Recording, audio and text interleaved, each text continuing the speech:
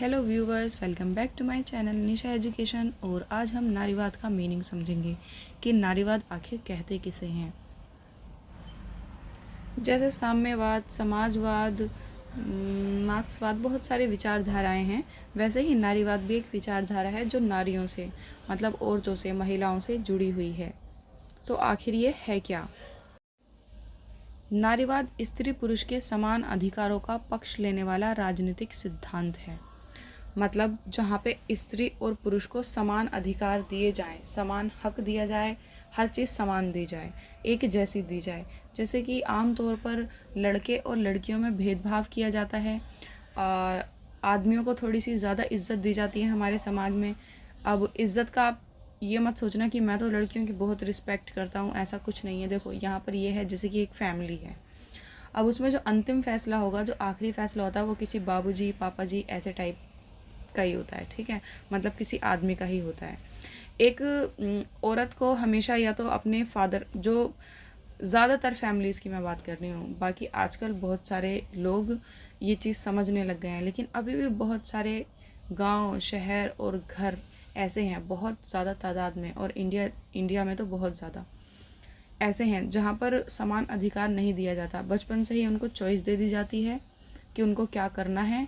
जैसे कि खाना बनाना उनका हक हो गया, चाहे वो खाना बनाना चाहें या ना बनाना चाहें। ठीक है, तो चाहे कोई लड़की पढ़ना चाहती है, पहले उसको अपने फादर से मतलब पेरेंट्स से डिसीज़न लेना पड़ेगा, फिर वो डिसीज़न दे देते हैं। फिर शादी के बाद वह अपने ससुराल वालों से डिसीज़न लेगी। ससुराल वालों में अहम भूमिका होगी हस्बैंड की। जबकि अगर हस्बैंड को कुछ बनना है या कुछ करना है तो उसे खुद डिसीज़न लेना पड़ेगा, उसे किसी से पूछने की ज़रूरत नहीं पड़ेगी। मतलब अब आप समझे कि एक पुरुष को ज़्यादा इज्जत दी जाती है। यहाँ पे इज्जत देने का मतलब ये नहीं है कि आपसे बोलना या तुमसे बोलना, तमीज़ से बोलना इज्जत, ये वो वाली इज्जत नहीं है। मतलब पुरुष की बातों का ज़्यादा मान सम्मान रखा जाता है, महिलाओं की बातों का उतना मान सम्मान नहीं रखा जाता। तो ये जो नारीवाद है, ये स्त्री और पुरुष दोनों को समान अधिकारों का पक्ष लेने वाला ये सिद्धांत है। वह स्त्री या पुरुष नारीवादी कहलाते हैं जो ये मानते हैं कि स्त्री पुरुष के बीच की जो बहुत सारी समानताएं हैं वो गलत हैं।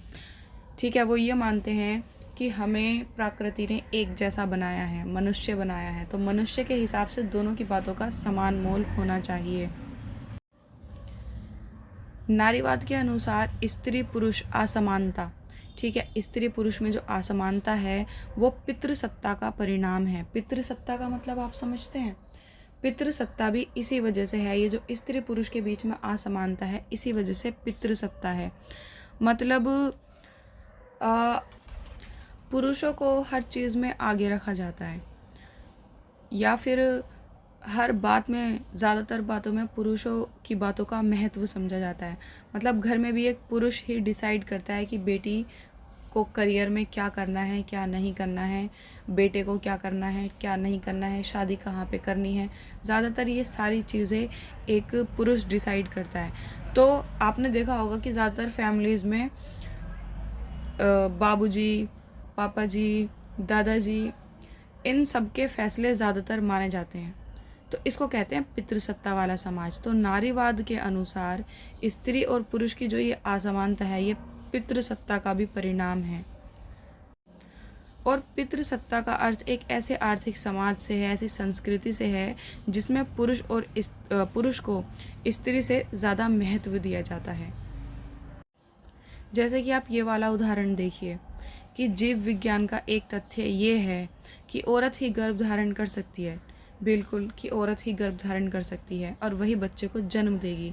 लेकिन ये कहाँ लिखा हुआ है कि उसका लालन पालन चलो 2 साल तक कर लेगी, ठीक है, क्योंकि उसे दूध पिलाना होता है, इसीलिए एक माँ बच्चे से ज़्यादा जुड़ी रहती है। लेकिन 2 साल के बाद ही नहीं, कम से कम 12-13 साल तक बच्चा माँ के ही लालन पालन में रहता है। और जैसे जैसे वो समझदार होता जाता है, वो ज़्यादातर फिर पापा के लालन पालन में रहने लगता है ज़्यादातर।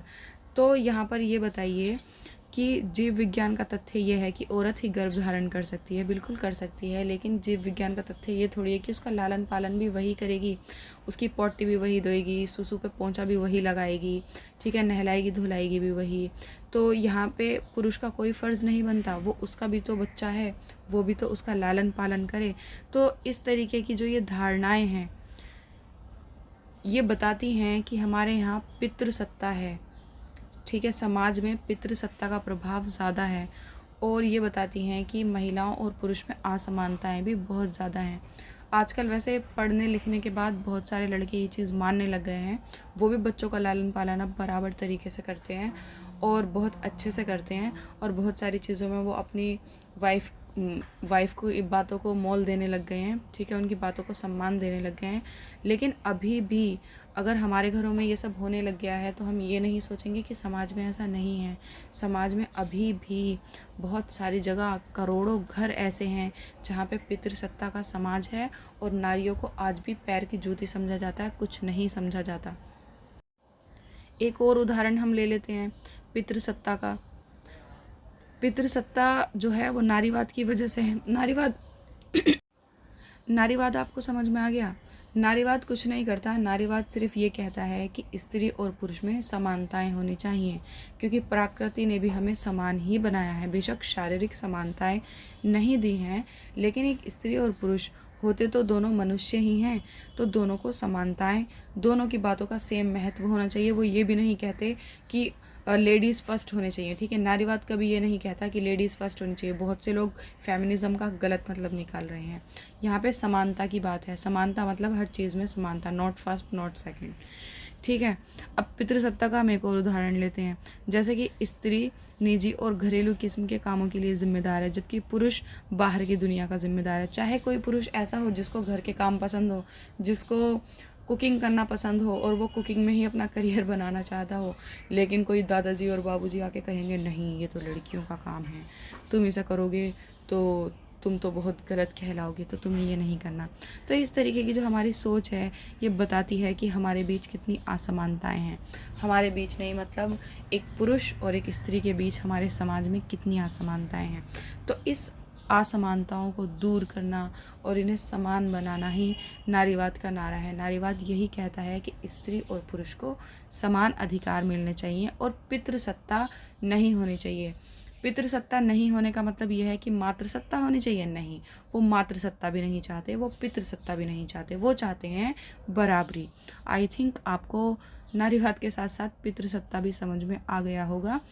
अगर आपको किसी और टॉपिक पर वीडियो चाहिए तो प्लीज़ मुझे कमेंट बॉक्स में बताएं। लाइक वाइक तो आप करेंगे नहीं, मुझे पता है। हाँ, अगर आपको वीडियो अच्छी नहीं लगती तो डिसलाइक बहुत जल्दी कर देंगे आप। चलो ठीक है, आपको अच्छी लगे तो लाइक कीजिए, ना लगे तो मत कीजिए, पर डिसलाइक मत करना। और मिलते हैं नेक्स्ट वीडियो में। Bye guys.